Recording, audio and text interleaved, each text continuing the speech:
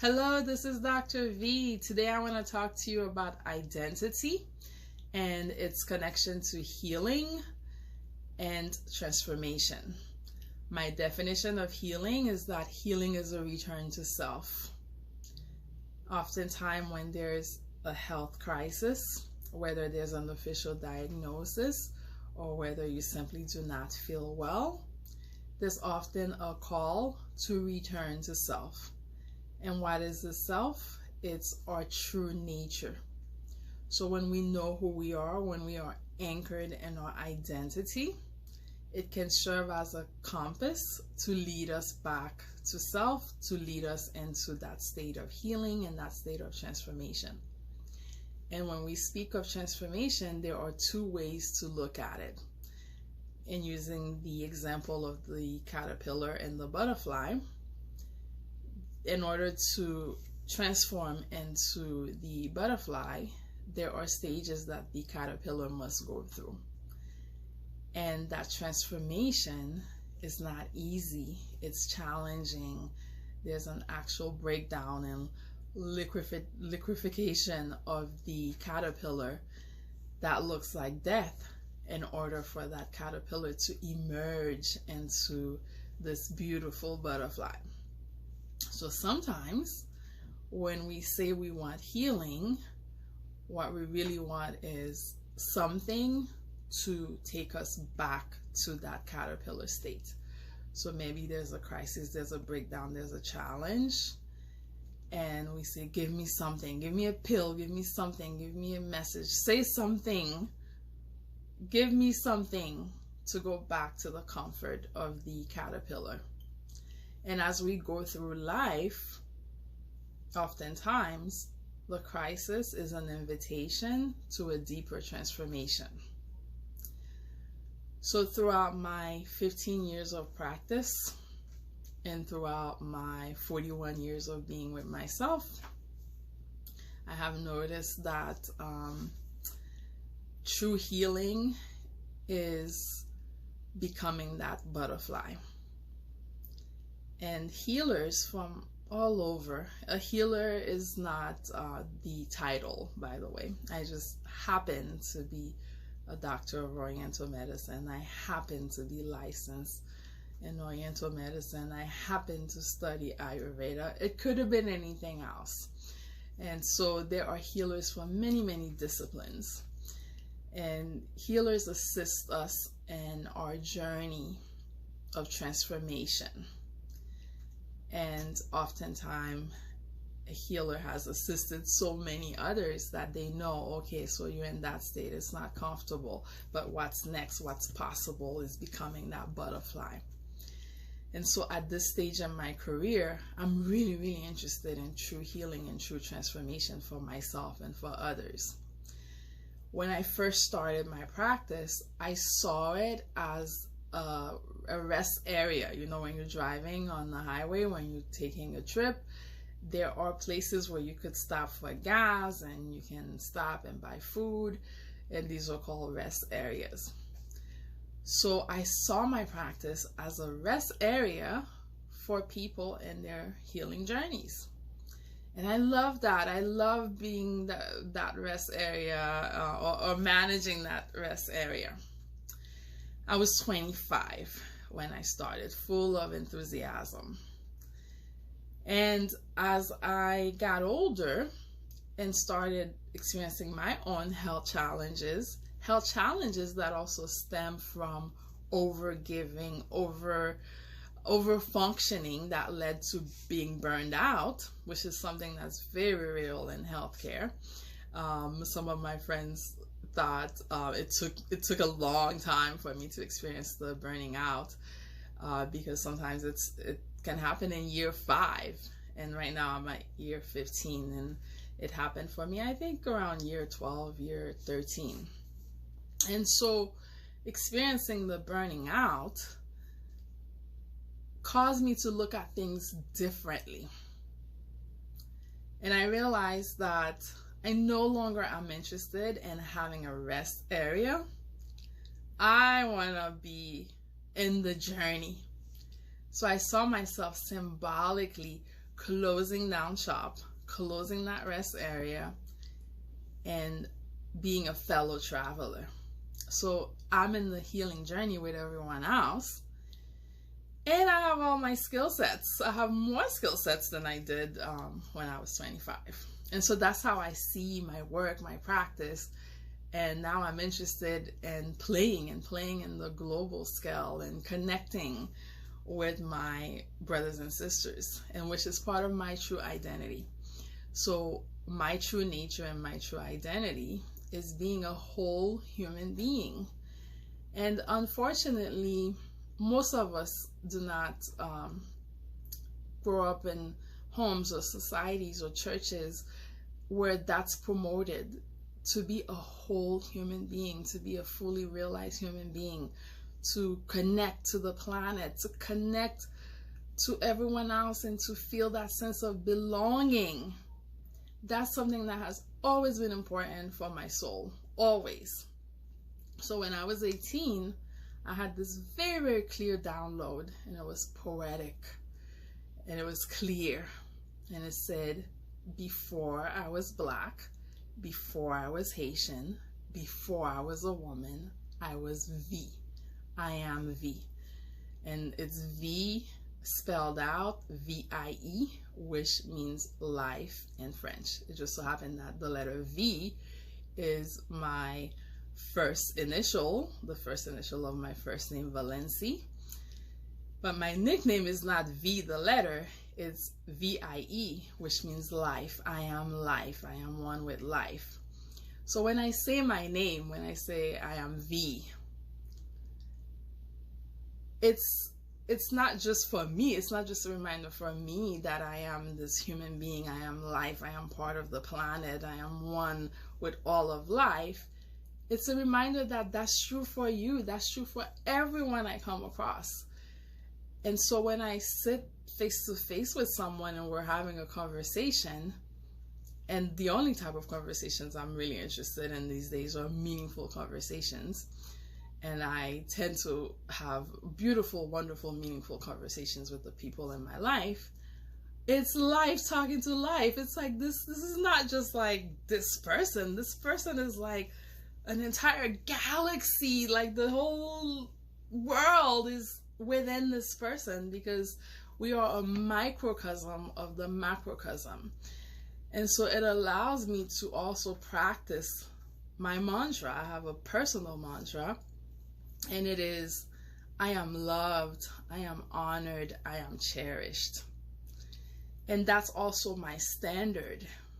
My standard is that I thrive in an environment where I am loved, I am honored, I am cherished. I'm not interested in being too strong and forcing myself to fight, to win in places that are not loving, that are not sacred, that are not honoring to the being that I am. And in honoring myself that way, I get to also share that mantra with others, to remind them that you are loved, you are honored, you are cherished. And so it helps me to create that environment and to connect at that level with others. And if that's not available, then it's not a connection that I'm interested in. And so in knowing that and being interested in connecting at that level, and also in realizing that a lot of our all of our divisions are a lie. Yes, it's beautiful and wonderful to have our cultural identities. It's beautiful and wonderful to know who we are. I am a woman. I am Haitian. I am Black. These are my identities, and these are important cultural identities. I am also human. I am also spirit. I am also one with God.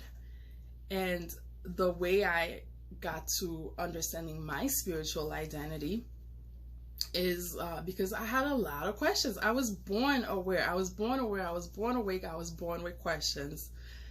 And my mom didn't really know what to do with that. So she would take me to talk to the nuns, to the priests, to try to answer my questions.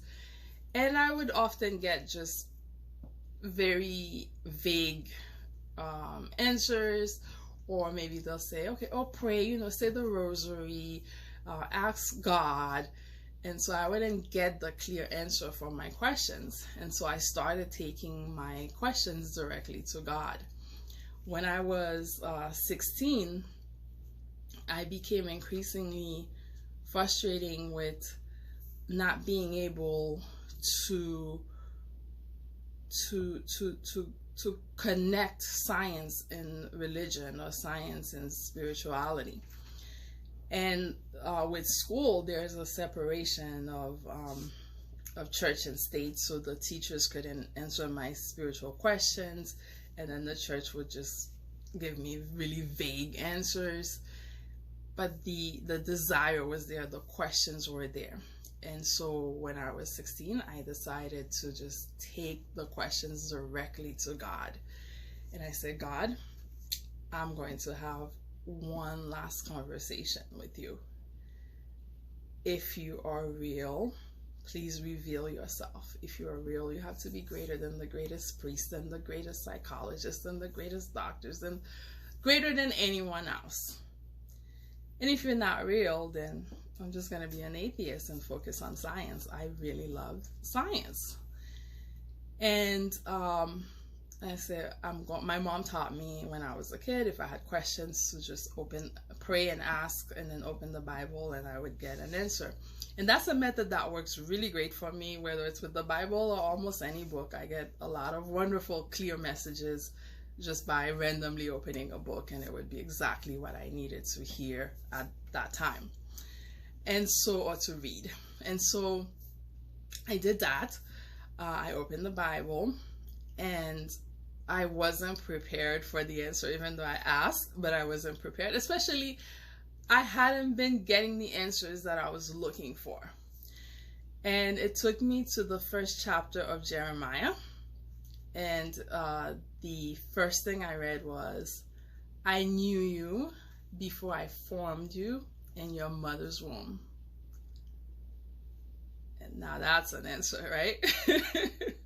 That's an answer. I thought, whoa, okay, hey, hi, okay, you're here, you exist. And as I continued reading, and it said, I have ordained you my prophet. I've given you the power to break down and to build up. I'm paraphrasing, by the way. I don't memorize the Bible like that. And then I thought, oh, wow, but I'm so young. And then the next sentence was Jeremiah saying, but I'm so young. And I thought, oh my God, what is happening?